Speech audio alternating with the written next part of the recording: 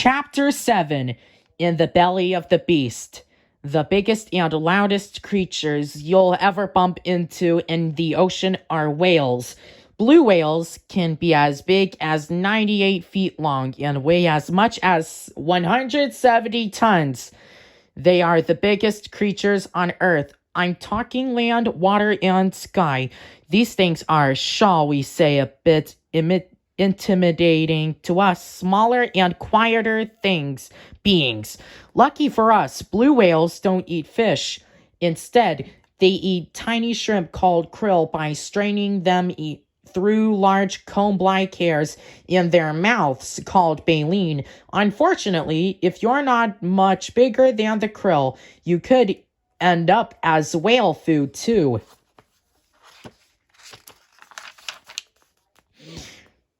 And that's exactly what happened to Dory and me. We were swimming in some murky water off the coast of Sydney when we stopped to ask a little fish for directions. Suddenly, a swarm of screaming krill rushed past us. As it got closer, we realized it wasn't a little fish we were talking to at all. It was a great big whale, and it was ready for dinner. Dory and I started to swim for our lives, but we didn't stand a chance. As the whale sucked up the krill, we went flying head over tail into the whale's mouth. The funny thing about getting swallowed by a whale is that it feels a lot like being swept up an extra strong current. You may not even realize what has happened. If you think you may have been swallowed by a whale but aren't certain, ask yourself the following questions. What is the atmosphere here like? A. Bright and sunny. B. Dark and gloomy.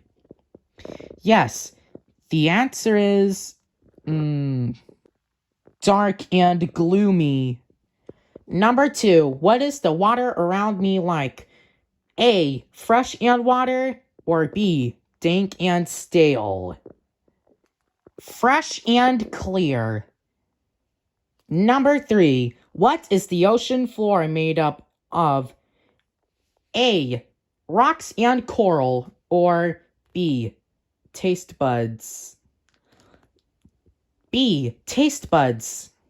If you answered B to any of these questions, chances are you have been swallowed by a whale. It's natural to feel upset. When Dory and I landed in the whale's mouth, I felt angry and frustrated. I would never find Nemo. I swam up to the front of the whale's mouth, looking for a way out, but the whale's baleen held us in like bars on a cage.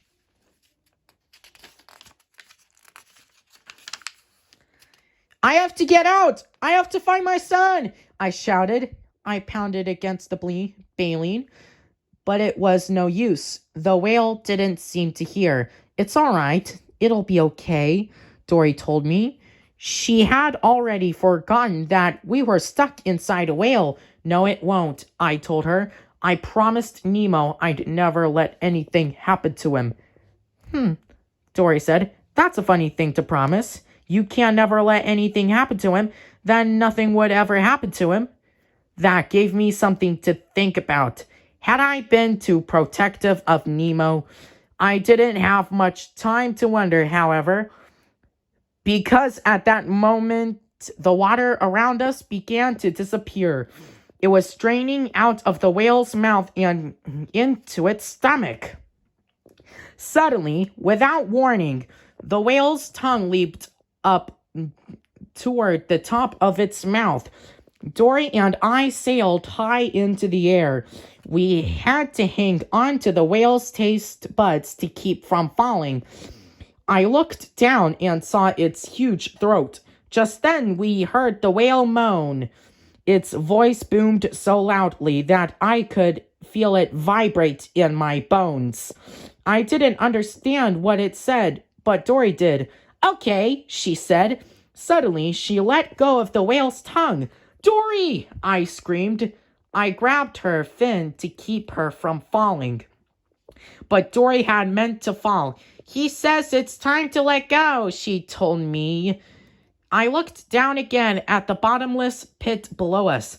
Letting go didn't seem like such a good idea to me. How do you know something bad is going to happen? I asked Dory.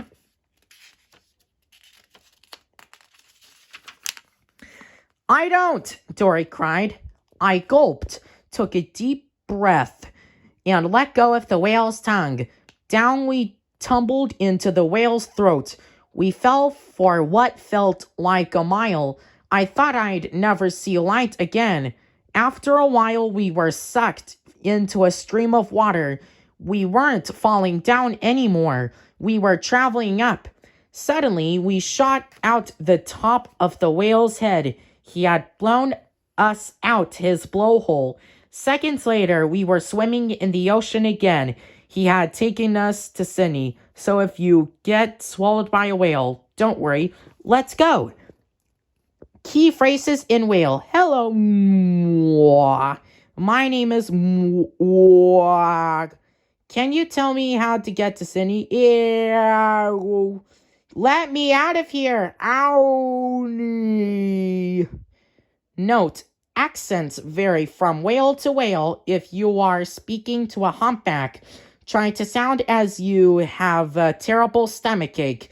If you are talking to a blue whale, groan as if a walrus is sitting on your head.